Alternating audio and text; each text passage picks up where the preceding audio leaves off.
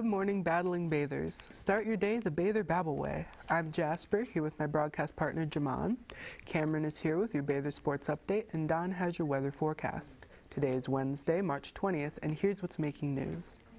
Making news on this day in 1965, President Lyndon B. Johnson notified Alabama Governor George Wallace that he was deploying the National Guard to supervise a planned civil rights march from Selma to Montgomery. Intimidation and discrimination have been used to prevent Selma's black population from registering and voting. An earlier march in Montgomery was met with violence when state and local police used tear gas and billy clubs on 600 demonstrators in what is known as Bloody Sunday. Making news around the world. India's richest man put his brother out of business. Now he's bailing him out. India's richest man just helped his cash-strapped younger brother avoid months in prison by paying off debts worth of millions of dollars. For more on this, visit CNN.com. Making news across the country. Houston area chemical fire expected to burn for days. A fire at a Houston area petrochemical storage site continued to rage later on Monday and is expected to burn for up to 2 more days. For more on this, visit NBCnews.com. Now here's Cameron with your Bather Sports Update. I'm Cameron with your Bather Sports Update. On Saturday, the Detroit Lions reassigned cornerback Marcus Cooper to a 1-year deal. He was claimed off the waivers by Lions last November. Soon after he was released from Chicago Bears, when he was signed to the Bears, he was signed to a 3-year contract for $16 million back in 2017. Michigan is the number 2 seed in the West. They play Montana on Thursday in Des Moines, and they will have a possibility to play either Nevada or Florida on Saturday.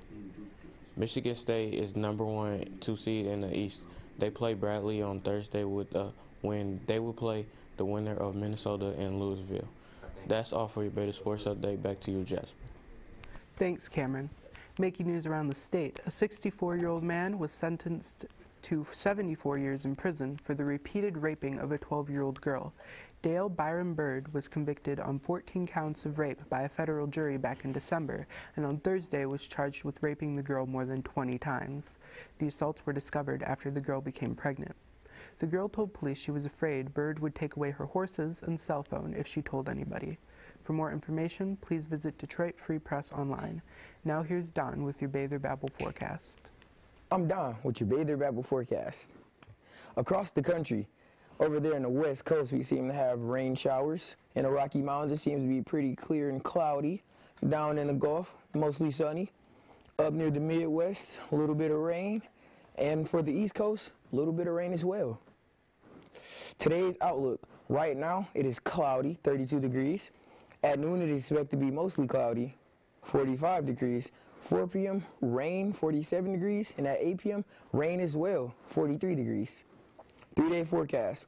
On Thursday, it's expected to be mostly cloudy with a high of 48 and a low of 32.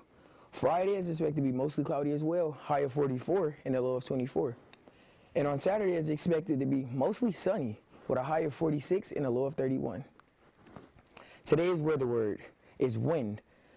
The perceptible natural movement of the air, especially in the form of a current of air blowing from a particular direction.